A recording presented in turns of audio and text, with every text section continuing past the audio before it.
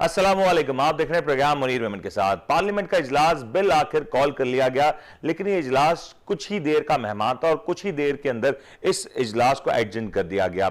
इस इजलास के हवाले से बड़े सारे मामला तो बड़े सारे सवालात उठाए जा रहे हैं और अपोजिशन का ये रद्द अमल भी सामने आ रहा है कि जो स्पीकर कौमी असम्बली जनाब असद कैसर साहब है, उनका रवैया गैर जानिबदार होना चाहिए था, जो कि नजर नहीं आता। उनका एक झुकाव है जो कि पाकिस्तान तहरीक इंसाफ की तरफ नजर आता है और यह भी कहा जा रहा है अपोजिशन की जानिब से कि हुकूमत इसको डिले टैक्टिक्स के तौर पे इस्तेमाल कर रही है। आज इजलास तो कॉल कर लिया गया और उसके बाद बहुत ही कम मुद्दत में इसको अगली तारीख के लिए मुलतवी भी कर दिया गया। लेकिन इस तमाम सूरत हाल से किसको क्या फायदा हासिल होगा? क्या इजलास को मुलतवी कर देने से ये जो मौजूदा सिनेरियो है, जो मुश्किल वक्त पाकिस्तान तहरीक इंसाफ की हुकूमत पे आता हुआ नजर आ रहा है, क्या ये कुछ देर के लिए टल जाएगा या कुछ मामलात हैं जो अभी भी तय होना बाकी हैं और जिसके बारे में पाकिस्तान तहरीक इंसाफ को कुछ उम्मीदें वाबस्ता हैं? इसी हवाले से गुफ्तगू करने के लिए हमारे साथ ज्वाइन करें पाकिस्तान के सीनियर सहाफी तज्जियाकार जनाब एम आलम साहब। जरा इनसे जानते हैं कि आखिर माजरा क्या है और पसे पर्दा क्या कुछ चल रहा है जो आज अवाम की नजरों से ओझल है। एम आलम साहब, अस्सलाम वालेकुम। जी वालेकुम अस्सलाम। सर, ये बताएं कि आज की आपने कार्रवाई देखी पार्लियामेंट के इजलास की, ये कार्रवाई देख के क्या लग रहा है कि ये किस तरीके से मामला हल होंगे? बहुत शुक्रिया मंजी साहब। बात यह है कि आज जो असेंबली में हुआ ये डिसाइडेड था और ये पिछला 10-12 दिन से तमाम वज़रा ये बात कर रहे थे। शेख रशीद साहब ने भी वजाहत की थी कि जब इजलास होगा 25 को तो उसमें मरहूम के लिए फातह खानी होगी, मरहूम रुकन के लिए। वो फातह खानी आज हुई और ये प्री डिसाइडेड था कि फातह खानी के बाद स्पीकर सेशन को पोस्टपोन कर देंगे। गो के शहबाज शरीफ साहब उठे, अपना माइक सही करने लगे तो अचानक शहबाज शरीफ का माइक बंद कर दिया गया और स्पीकर साहब ने सेशन को एडजॉर्न करके अपनी सीट छोड़ के चले गए।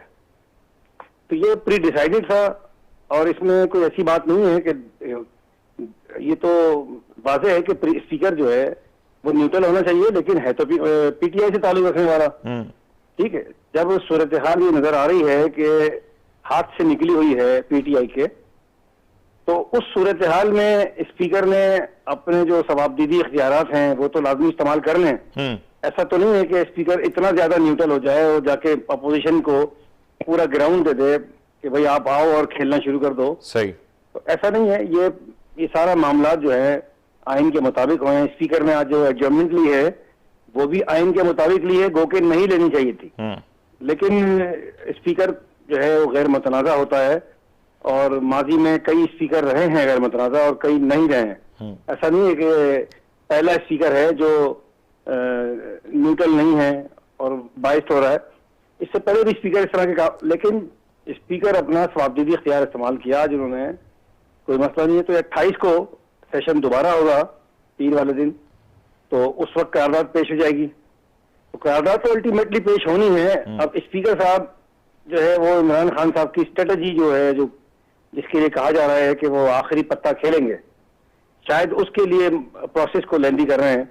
तो आखिरी पत्ता क्या है तो बताए तो ऐसा कोई नजर नहीं आता कि ये जो हम स्पीकर कौमी असेंबली की बात कर रहे हैं, माजी में जितने भी स्पीकर रहे, हम चाहे जितनी भी बात कर ले न्यूट्रलिटी की, वो झुकाव अपनी पार्टी की तरफ तो हमेशा से वाजे होता है। और आज की जो कार्रवाई है इसको देखते हुए और इससे कबल भी हम देख रहे हैं ऑपोजिशन ने काफी ज्यादा रिएक्ट किया। मुझे याद पड़ता है आपने हमारे प्रोग्राम में कहा कि आपका ये गुमान था कि ऑपोजिशन वजीर आजम के खिलाफ तहरीक लाने से पहले स्पीकर के खिलाफ तहरीक लाती तो शायद बेहतर होता। क्या आपको लगता है कि स्पीकर के खिलाफ तहरीक अदम एतमाद ना लाके ऑपोजिशन ने कोई रास्ता खुला छोड़ा है हुकूमत के लिए? वैसे होना यही चाहिए था। मैंने बिल्कुल आपके प्रोग्राम में बात कही थी और होना यही चाहिए था कि पहले ऑपोजिशन जो है स्पीकर के खिलाफ आती जी। लेकिन चूंकि सूरत हाल उस वक्त तब्दील यूं हुई कि पीटीआई के यके बाद दीगर मेंबरान जो हैं आना शुरू हो गए। फिर मैंने आपके प्रोग्राम में ये भी कहा था कि अंपायर ने इमरान खान को इतला दी है कि आपके 34-35 अफराद जो हैं जा चुके हैं। तो इस सूरत हाल में अपोजिशन ने सोचा कि हम डायरेक्ट जो है इमरान खान पे यानी वज़ीर आज़म पाकिस्तान पे नो कॉन्फ्रेंस लेकर आए, लेकिन अब उसका उन्हें सफर करना पड़ रहा है। और लेकिन कानून और आइन जो मौजूद है ना जी, तो वो स्पीकर साहब भी एक लिमिटेशन उनकी है कि भाई इस हद तक जाके आप डिले प्रैक्टिस करेंगे इसके बाद आपने अल्टीमेटली इसको बट आपको नहीं लग रहा एमएम आलम साहब कि प्रोसेस जितना प्रोलॉन्ग होता है, ये प्रोसेस जितना स्ट्रेच होता है, उससे हुकूमत को टाइम मिलेगा कि अपने नाराज अरकान को ना सिर्फ वापस ले सकें बल्कि ऑपोजिशन में भी कहीं ना कहीं किसी मुकाम पे फूट डलवा सकें? देखिए, मामला नाराज अरकान का नहीं रहा, अब तो मामला आ गया है इत्तेहादियों का, नाराज इत्तेहादियों का। अगर उनका कोई रुकन नाराज होता है तो वो आइन का सेक्शन 63A अप्लाई करेंगे और उसकी मेंबरशिप और उसको फॉरएवर जो है जो ना नाइल करने की धमकी देंगे। लेकिन जब इत्तेहादी हटेंगे तो इत्तेहादी को तो आप धमकी दे नहीं सकते जी।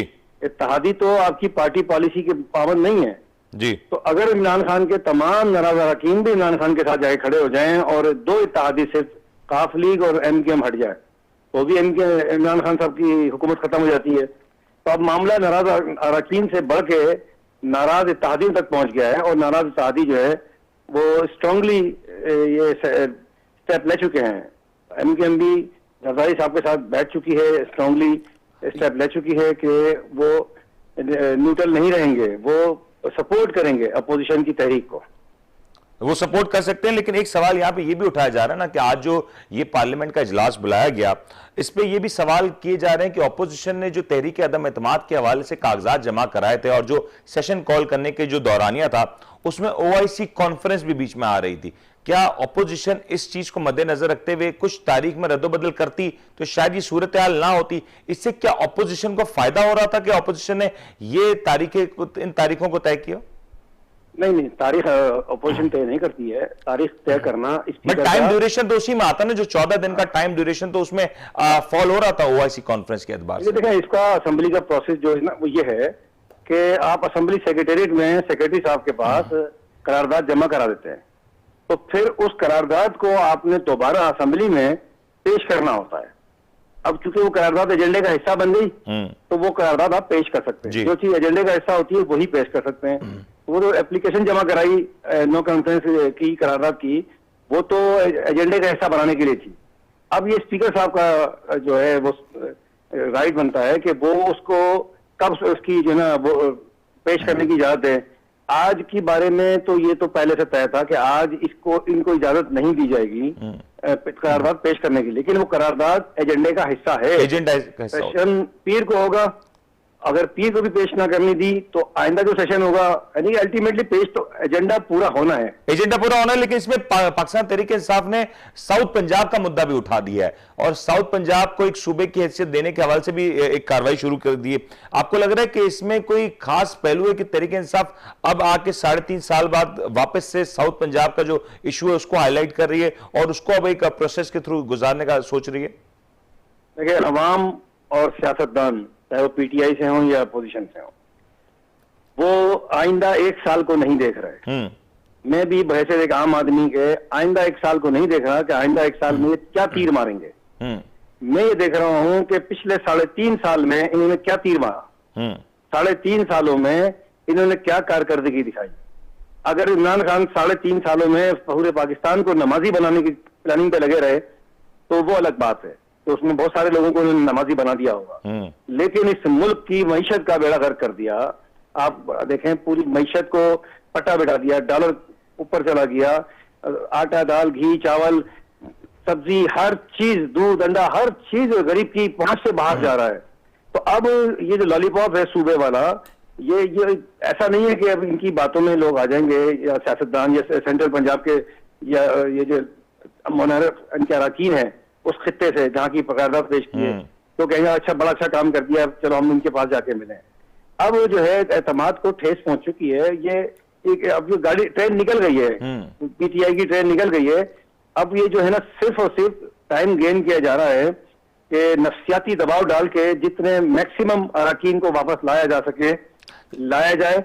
लेकिन ये बात तो इमरान खान साहब को बिल्कुल वाज़ेह पता है, PTI को पता है कि सारे नाराज अरकान भी अगर वापस आ जाते हैं, कोई सुप्रीम कोर्ट से भी अगर कोई फैसला, लेकिन एमएम आलम साहब ये जो नाराज अरकान का मसला है ये आज तक वो बचने वाले नहीं है। लेकिन एमएम आलम साहब, ये नाराज अरकान का मसला आज तो महदूद नहीं है ना। अब तो पाकिस्तान में जो मौजूदा सिनेरियो देखें तो अगले जब भी इंतखाबात होते हैं तो इस बारे में कहना बहुत मुश्किल है कि कोई 2/3 मेजोरिटी लेके एक क्लियर हुकूमत बनाने में कामयाब हो जाता है। तो अगली जितनी भी हुकूमतें होंगी, अब ये अगर प्रेसिडेंट सेट हो जाता है तो अगली बार के लिए एक रिवायत डल जाएगी और फिर आने वाली तमाम हुकूमत को चैलेंज का सामना तो होगा इस रिवायत के चलते हुए।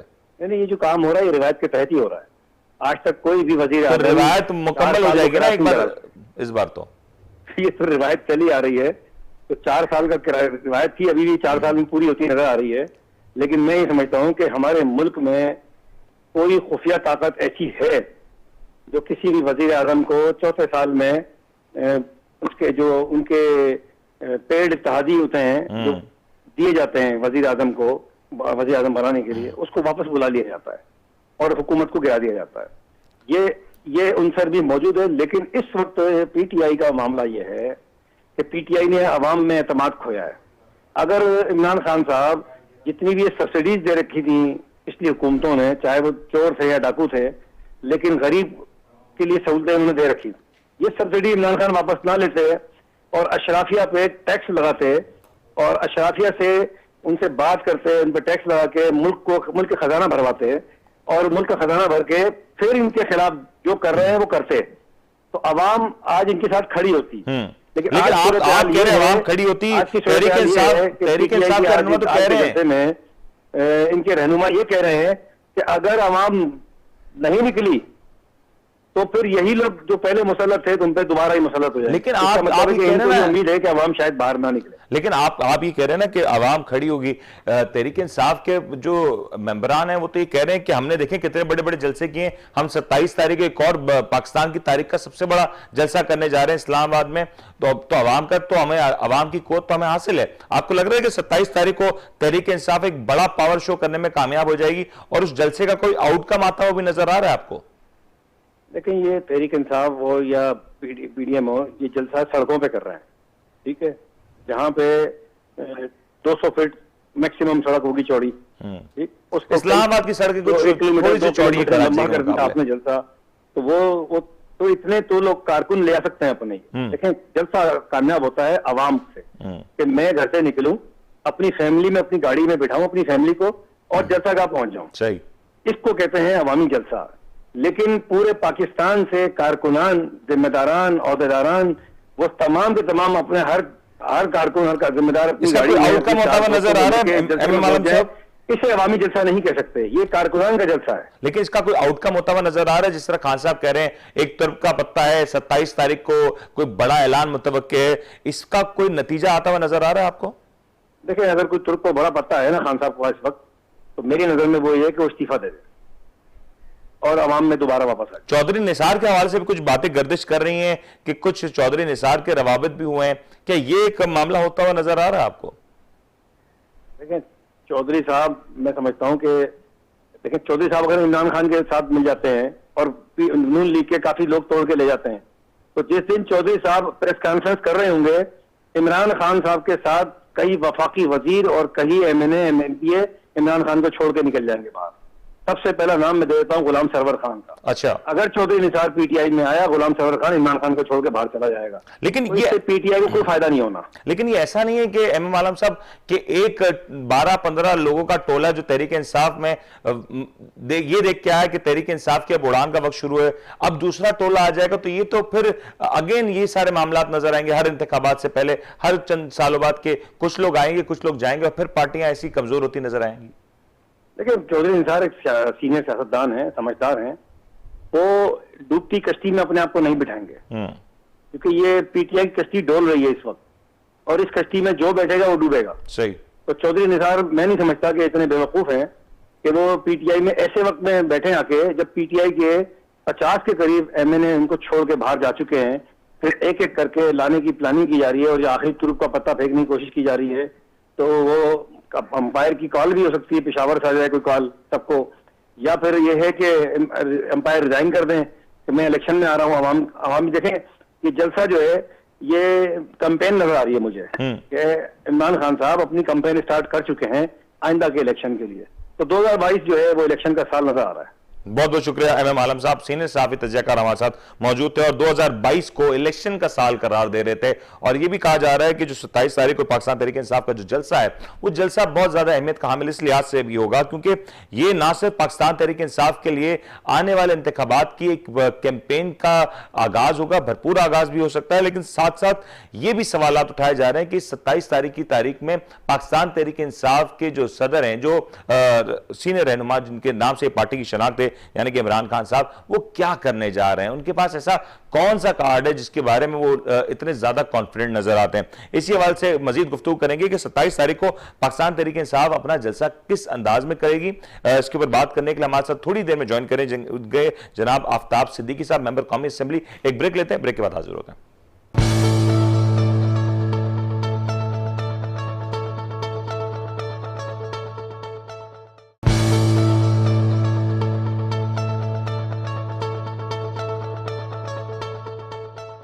वेलकम बैक जी। हम बात करें आज जो पार्लियामेंट का इजलास हुआ, इस इजलास के हवाले से अपोजिशन के कुछ खास तासुरात हैं। अपोजिशन का मानना यही है कि जो आज की कार्रवाई थी उसमें स्पीकर का गैर जानिबदार होना जरूरी था, जो कि इस वक्त नजर नहीं आ रहा। इस इजलास के हवाले से जहां अपोजिशन की तनकीद भी सामने आ रही है, वहीं पे हुकूमत की भी एक कोशिश होती हुई नजर है कि इस तमाम तर प्रोसेस को जितना प्रोलॉन्ग किया जा सके ताकि जो नाराज अरकान है उनको वापस बुलाने में आसानी हो सके। इसी हवाले से हमारे साथ गुफ्तगू करने के लिए पाकिस्तान पीपल्स पार्टी के सीनियर रहनुमा जनाब आदिल जमाल साहब ज्वाइन करें। जरा इनसे जानते हैं कि पीपल्स पार्टी की इस हवाले से क्या तैयारियां हैं और जो मौजूदा इजलास के हवाले से जो सूरत हाल है वो क्या है। आदिल साहब अस्सलाम वालेकुम। जी वालेकुम सलाम। आदिल साहब आज आपकी थोड़ी ज्यादा करें जी, अगर आवाज बढ़ा सकें आदिल साहब को। आदिल साहब आवाज आ रही है आपको हमारी? हाँ जी अभी आ रही है। आदिल साहब आज जो पार्लियामेंट की कार्रवाई हुई जो कि चंद ही लम्हों में मुलतवी कर दिया गया, इजलास को एडजन कर दिया गया, इस हवाले से पाकिस्तान पीपल्स पार्टी का क्या मौकफ है? जी बिस्मिल्लाहिर्रहमानिर्रहीम। सबसे पहले मैं आपका शुक्रिया अदा करता हूँ कि आपने किया। देखिए जी, जैसे आपको पता है कि 8 मार्च से पाकिस्तान पीपल्स पार्टी और अपोजिशन ने तहरीक के एतमाद जमा कराया है, तो गवर्नमेंट उस पर भाग रही है, कभी कोई बहाना कभी कोई बहाना। 8 तारीख से कानून ये कहता है, आईन ये कहता है कि 14 दिन के अंदर इनको असेंबली का इजलास बुलाना चाहिए और उसमें इनको तहरीक एतमाद पर वोटिंग करानी चाहिए। लेकिन आज तक आपने देखा कि 8 तारीख को 14 दिन हुए, 20-21 तारीख को हो रहे थे, इन्होंने अपना इजलास नहीं बुलाया। 21 तारीख को इन्होंने OIC का एक ड्रामा बना के कह दिया कि 25 तारीख को ये इजलास होगा। अब 25 तारीख को जब इन्होंने एक तो आइन जो है उसमें इन्होंने तोड़ा है, 6 आर्टिकल 6 कौमी असेंबली के स्पीकर पे आयद होता है कि उसने आइन की कानून की खिलाफ वर्जी की है। अभी जब उन्होंने खुद 25 तारीख का डेट दिया, आज ऐसा क्या होना था? चले बिल्कुल सही है कि पार्लियामेंट में मेंबर ऑफ असेंबली जो है उनका इंतकाल हो गया था, तो उसको दुआ कराने के बाद कौमी असेंबली का जो स्पीकर है वो आज ही अपना वो बुला लेता, बहस इस पे स्टार्ट करा लेता। अगर आज वो नहीं कर सकता था तो कल का दिन रखता। फिर उसने उस पे 3-4 दिन और डाल दिए हैं। ये लोग वोटिंग कराने में पाबंद, वोटिंग नहीं कराना चाहते, हरूबरू के जो है टाइम गेन करना चाहते हैं। इनको पता है कि ना इनके पास असेंबली में मेंबर पूरे हैं, इनको पता है कि इनके इत्तेहादी जो हैं वो भी इनसे अलग हैं। अब इनके पास सवाए इस डिले के और कोई तरीके का लेकिन आदिल साहब, ये जो डिले टैक्टिक्स है, ये तो चले कुछ दिनों की ताकीर हुई, लेकिन ये तो यकीनी है ना कि अब ये जो करारदाद है ये टेबल होनी है और नेशनल असेंबली में इसके ऊपर बहस होनी है और फिर ये वोट ऑफ नो कॉन्फिडेंस का जो सिलसिला है पूरा प्रोसीजर भी फॉलो किया जाएगा। तो चंद ही दिनों की ताकीर है, तो आपको नहीं लग रहा कि at the end of the day ये मामला तो तय होना ही है? जी बिल्कुल। एक्चुअल क्या है कि ये डिले इसलिए प्रैक्टिस कर रहे हैं कि ये को पता चल गया है कि इनके अपने मेंबरान इनके साथ नहीं है, इनके इत्तेहादी इनके साथ नहीं है, अपोजिशन के पास नंबर गेम्स पूरे हैं। मैं समझता हूं कि वो उनके पास नंबर गेम्स भी पूरे हैं, उनके पास इत्तेहादी भी उन्हें अपोजिशन को सपोर्ट कर रहे हैं। इसी वजह से ये लोग सिर्फ डिले प्रैक्टिसिंग कर रहे हैं ताकि हम जो है असेंबली का इजलास ना चलाएं, ताकि ये मोशन जो है वहां पे ना चल सके। और तहरीक इंसाफ की जानिब से आज साउथ पंजाब के हवाले से भी करारदाद पेश की गई। आपको क्या लग रहा है कि साउथ पंजाब का मौजू इस वक्त तहरीक इंसाफ ने क्यों उठाया है? क्या ये साउथ पंजाब का मौजू ये पाकिस्तान मुस्लिम लीग नून और पीपल्स पार्टी में कोई स्प्लिट पैदा कर सकता है? भाईजान मैं आपको बताऊं, इनकी कोई ऐसी नीयत नहीं है। ये अगर इनका मंशूर में ये था साउथ पंजाब को जो है वो सूबा बनाएंगे, हम पाकिस्तान पीपल्स पार्टी चाहती है कि लेकर आए, हम तैयार हैं। हमने कभी भी इस करारदाद के हम अपोजिट नहीं गए हैं। पाकिस्तान पीपल्स पार्टी अपोजिशन को पता है कि ये लोग सिर्फ टाइम जो है गेन करने के तरीके ढूंढ रहे हैं। इस एक्शन का कोई मूड नहीं है करारदाद ले आने का, किसी काम में ये लोग सीरियस नहीं है। ये ऐसे ही सीरियस है जैसे 1 करोड़ जॉब देने में सीरियस है, ये ऐसे ही सीरियस है जैसे 50 लाख घर देने में सीरियस है। आपने खुद देखा होगा, इमरान खान साहब कहते थे कि अगर 50 लोग भी निकल के आ जाएंगे तो मैं इस्तीफा दे के चला जाऊंगा। आपने देखा होगा कि लॉन्ग मार्च में लाखों लोग निकलकर कराची से लेकर इस्लामाबाद, कश्मीर, गिलगित बल्तिस्तान, पंजाब, पख्तूनख्वा, आपके बलूचिस्तान के बंदे आए तो क्या इन लोगों ने इस्तीफा दिया? इन्होंने पिछले दफा खुद कहा था साल पहले कि अगर एमएनएज मुझे कहेंगे और उनका अगर मुझसे जो है वो मेरे मेंबर अगर चेंज होंगे तो मैं साइड अपोजिशन में जाके बैठ जाऊंगा। क्या ये लोग आके बैठे हैं? भाईजान असल में क्या है कि इनका तरीकेकार ये है कि सिर्फ आज बोलो और कल उस बात से मुकर जाओ, इसके अलावा इनका कोई तरीकेकार नहीं है। लेकिन आदिल साहब ये जो तमाम तर सिनेरियो है, ये तो एक तरफ पार्लियामेंट की कार्रवाई जो इजलास है वो तो मामला चलते हुए नजर आएंगे, दूसरी जानिब सुप्रीम कोर्ट भी इस जो तहरीक के हवाले से, जो इन मामलात के हवाले से पूरे तौर पे एक्शन में नजर आती है। आपको लग रहा नहीं है कि सुप्रीम कोर्ट जब तक अपना फैसला नहीं सुना देती तब तक इसको पाकिस्तान तहरीक इंसाफ प्रोलॉन्ग करना चाहेगी और कोशिश करेगी कि सुप्रीम कोर्ट से अगर उस जो आर्टिकल की तशरीह के तौर पे कुछ रिलीफ हासिल हो सके तो वहां से हासिल किया जाए?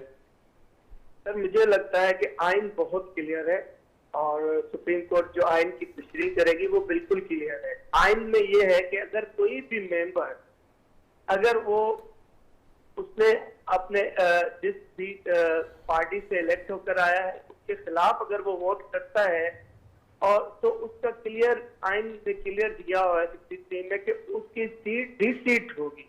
अब डी सीट के बाद वो बंदा जाएगा फिर नया इलेक्शन करेगा, जब उसको फिर वो नए इलेक्शन में जाएगा और वो वहां से जीत के आए या हार के आए जो भी उसका नतीजा है। आइन कभी नहीं, किसी भी पाकिस्तान में किसी भी कानून में ये नहीं है कि एक जुर्म के 2 सजाएं। आप समझते हैं कि एक बंदा अगर उसने कानून अगर उसने आइन को तोड़ा है तो आइन क्लियर कह रहा है कि भाई उसकी डी सीट है, जब वो डी सीट हो गया तो वो पनिशमेंट तो उसको मिल गई और जो डी सीट हो गया उसकी पनिशमेंट मिल गई, लेकिन क्या वो री इलेक्ट हो सकता है? ये तो सवाल है ना। उसकी जो नाअहली है या जो डी सीट है वो इसकी मुद्दत क्या होगी, इसके बारे में तो अभी कुछ इबाम पाया जा रहा है ना। आदिल जमाल साहब हमारे साथ मौजूद है मेरे ख्याल से। आदिल साहब आवाज आ रही है आपको? मिली है मेरे ख्याल से आदिल साहब आपके साथ कुछ लाइन का इशू, अगर हम रिकनेक्ट कर सकें आदिल जमाली साहब को, क्योंकि ये एक बड़ा अहम मसला है कि यहाँ पे जो ये सूरत हाल है कि कोई भी मेंबर अगर वोट डालता है और उस वोट की काउंटिंग और फिर उसकी नाअहली और डी सीट का जो मरहला है वो क्या होगा और उसकी मुद्दत क्या होगी, इस हवाले से सुप्रीम कोर्ट में भी समाअत जारी है, जो कि यकीन तौर पे यही तो नजर आ रहा है कि बहुत जल्द इसके ऊपर मामला तय हो सकें। लेकिन फिलहाल जो सिनेरियो नजर आ रहा है कि इस हवाले से तमाम तर जमातों की नजरें इस वक्त सुप्रीम कोर्ट में, पार्लियामेंट के इजलास की जो सूरत हाल है, जो कहानी है वो अपनी जगह चलती रहेगी, लेकिन सुप्रीम कोर्ट का जो फैसला होगा वो इस तमाम तर मामले के ऊपर कहा जा सकता है एक अहम हरफ आखिर के तौर पर साबित हो सकता है। मौजूदा सिनेरियो में क्या होगा क्या ना होगा इस हवाले से यकीन तौर पर कुछ भी कहना कबल अज़ वक्त है, लेकिन पाकिस्तान तहरीक इंसाफ की जो जलसे की तैयारियां हैं वो क्या है और वो किस लेवल पर पहुंचती हुई नजर आ रही है, इस हवाले से मजीद गुफ्तगू करेंगे। एक ब्रेक लेते हैं, ब्रेक के बाद हाजिर होते हैं।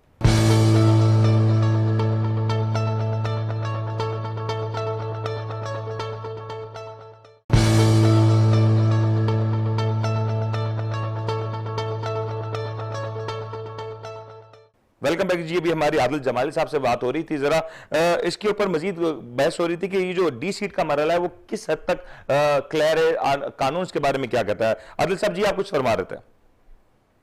सर, मैंने आपको ये अर्ज कर रहा हूँ कि आइन में उसकी पनिशमेंट क्लियर है कि जो भी बंदा अगर उसने अपने जिस भी पार्टी से इलेक्ट होकर आया है, अगर वो उस पार्टी के प्राइम मिनिस्टर को या वोट नहीं देता तो उसके लिए क्लियर है कि वो प्राइम मिनिस्टर लीडर अपना स्पीकर को लिखेंगे, स्पीकर इलेक्शन कमीशन को लिखेगा, और उसका पनिशमेंट यही होता है कि उसके डिफीट हो जाता है। लेकिन आदिल साहब ये इस बात को क्लियर कर दें कि क्या जो वोट होता है किसी भी कौमी असेंबली के मेंबर का, क्या वो वोट देने का इख्तियार उसको है या उसका वोट उसकी पार्टी की अमानत होती है? नहीं सर, ये देखे जो कानून के आइन कहता है वो ये है कि जो भी मेंबर इलेक्ट होकर आया है तो वो अपना वोट देने का उसका राइट है। वोट देने का राइट है, लेकिन वो क्या अपनी पार्टी से अगेंस्ट जाके वोट देने का इख्तियार रखता है? मेरी सबमिशन सुने, अगर अदम एतमाद होता क्या है, एक्चुअल क्या होता है कि कोई भी प्राइम मिनिस्टर जिसके पास वोट्स कंप्लीट है और वो बंदा उस वक्त का रिप्रेजेंटेटिव या प्राइम मिनिस्टर बनता है, अदम एतमाद होता ही तब है जब उस प्राइम मिनिस्टर के वोट कम हो, उस प्राइम मिनिस्टर के जो पार्टी के बंदे हैं या उसके जो। लेकिन आदिल साहब, आपको नहीं लग रहा कि ये जो सूरत हाल है, ये तो गलत रिवायत फिर हम इस पार्लियामेंट में डाल देंगे, फिर तो कोई भी हुकूमत फिर सेफ नहीं होगी, क्योंकि अगर अददी एतबार से हुकूमत के नंबर पूरे भी हों, उसमें से कोई भी 10, 15, 20 एमएनए हुकूमत के उठे और अपनी पार्टी के खिलाफ नो कॉन्फिडेंस कर दें, तो इसके बाद तो कोई भी हुकूमत महफूज नहीं होगी। सर, आप शायद आपको भूल है, जब इस सेनेट का इलेक्शन हो रहा था तो यही सेनेट के जो चेयरमैन अपॉइंट हुए थे वो कैसे हुए थे? उस वक्त तो सेनेट में पाकिस्तान तहरीके इंसाफ को या उनके इत्तेहादियों को वहां पे वोट नहीं पूरे थे ना उनके, वहां पे अपोजिशन के वोट पूरे थे, तो क्या उस वक्त भी ये बात हो सकती? तो आपको नहीं लग रहा कि उस वक्त ये बात होनी चाहिए थी, उस वक्त भी ये सवाल उठाना चाहिए था? ये बात ये है कि देखिए तरीकेकार है, आइन हर चीज को क्लियर करके बैठा हुआ है। अगर कोई भी वजीर आजम जिसके हालात ये हों कि मुल्क में वो जब अब वजीर आजम होकर आए हैं तो डॉलर की कीमत 100-110 रुपया है, आज आप देख रहे हैं कि डॉलर 180-90 को क्रॉस, 80-85 को क्रॉस कर रहा है। महंगाई की ये हालत है कि पेट्रोल की लीटर जो 80-70 रुपए का बिकता था वो आज 200 रुपए का बिक रहा है। अब वो जो एमएनएज हैं, वो जो मेंबरान हैं, वो मेंबरान लाजमी बात है उनको इलेक्शन करनी है। इमरान खान की तरह तो नहीं है कि वो आज इलेक्शन करके आए हैं, आइंदा कभी उनकी सोच ही ना हो।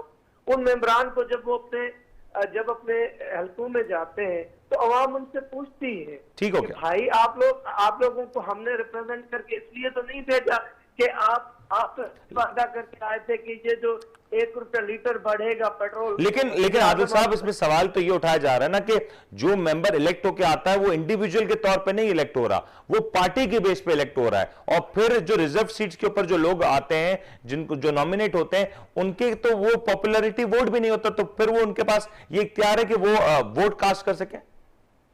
देखिए ना, बात यह है कि अगर वो लाजमी नहीं है कि रिजर्व सीट में देयर इज मैनी पीपल के बहुत सारे ऐसे एमएनएज हैं जिनके अपने कॉन्स्टिट्यूएंसी है और वो फर्स्ट टाइम एमएनएज बन के नहीं आए हैं, ये बिकम 10.2 टाइम। लेकिन अब प्रॉब्लम ये है कि पाकिस्तान में हर बंदा जानता है, आपने देखा होगा कि आपने मीडिया वाला देखा होगा कि वहां पर बंदों को जॉब से निकाला जा रहा है, सैलरीज पूरी नहीं दी जा रही। हालात ये है कि जो बंदा फीस बच्चे की जमा करा सकता है वो इलेक्ट्रिसिटी का बिल तो जमा नहीं करा पा रहा। यही इमरान खान साहब से जिनका वादा था कि अगर बिजली का रेट बढ़े तो आप बिजली के बिल उठा के फाड़ दें, यही इमरान खान साहब था कि 1 रुपया डॉलर बढ़े तो वजीर आजम चोर है। आज आपके नुमाइंदे जो देखे ना, जरूर पार्टी के नुमाइंदे जो होते हैं उनके अपने भी कॉन्स्टिट्यूंसीज में वोट होते हैं, पार्टी की उनको सपोर्ट होती है, लेकिन अब जो हालात नजर आ रहे हैं आपके सामने तहरीक इंसाफ के, क्या उसका नुमाइंदा अपने आप का ही एमएनए हो, क्या वो नुमाइंदा जाकर आपको मुतमईन कर पाएगा कल के इलेक्शन में? तो ठीक हो गया, आपका मौकफ आ गया। आदिल जमाल साहब हमारे साथ मौजूद थे, अपना मौकफ दे रहे थे, और यकीनी तौर पे ये जो मौजूदा सिनेरियो है ये बहुत अहम इस लिहाज से भी है कि यहाँ पे सवालात उठाए जा रहे हैं, और ये जो मामला है जो वोट देने का इख्तियार, इस हवाले से सुप्रीम कोर्ट में जो समाज जा रही है, यकीनी तौर पर इसका बहुत जल्द फैसला सामने आ जाएगा। और सुप्रीम कोर्ट का जो वर्डिक्ट होगा, फिर ये पाकिस्तान में जो बहस है कि क्या वोट का इख्तियार किसी भी मेंबर को होगा, या अगर इख्तियार है तो फिर इसके कॉन्सिक्वेंसेस क्या हो सकते हैं अगर वो पार्टी के अगेंस्ट होता है। लेकिन मौजूदा सिनेरियो में ये जो टाइम है, जो अगला एक हफ्ता है, हुकूमत के लिए और पाकिस्तान के लिए बहुत ज्यादा अहम होने जा रहा है। जल्द से जुलूस, तमाम सूरत हाल भरपूर तौर पर नजर आएगी, भरपूर तौर पर गहमा गहमी नजर आएगी। लेकिन इस गहमा गहमी में आवाम का क्या होगा, ये सवाल शायद अभी भी कोई नहीं पूछा। उम्मीद करते हैं आपको आज का प्रोग्राम पसंद आया होगा। अपने मेजबान मुनीर को इजाजत दीजिए, अपना बहुत बहुत ख्याल रखिएगा। अल्लाह हाफिज।